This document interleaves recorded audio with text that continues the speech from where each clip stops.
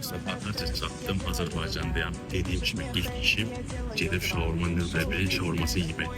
Keçik gedəm. Gəl damcı.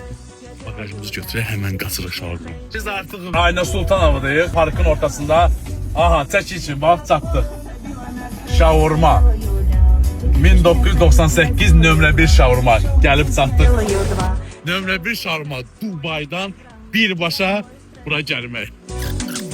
Mən bir dənə şaurma görə bilərsiniz. Əlbəttə. Ən böyüyünü. Bu hissləri sizə başa sala bilməmişəm. Şaurmamız da hazırdır. Oy oy oy, iğne bak. Ne Dubai? Elə şaurma nömrə 1'in şaurması kimi şaurma yok da.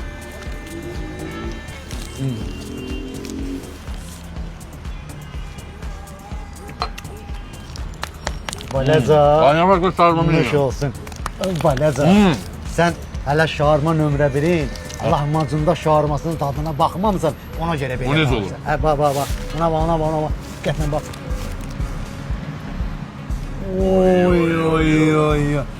Lahmacun içində də. Lahmacun içində şaurma. Yanına bak. Oy. Oh. Nəfərdir. İndi bu da mənim qismətim. Beləsini ümumiyyətlə mən yeməmişdim. Və dünyanın heç bir yerində belə bir şaurma heç kim gəlmədi. Şaurmamızı yediğinde rahat işlerimize başlayabiliriz. Ha başlaya bir dənə sən məndə hesabını ver ona. Güzel maşını gözlə. Ne hesabı? Sen Hesab ver ona.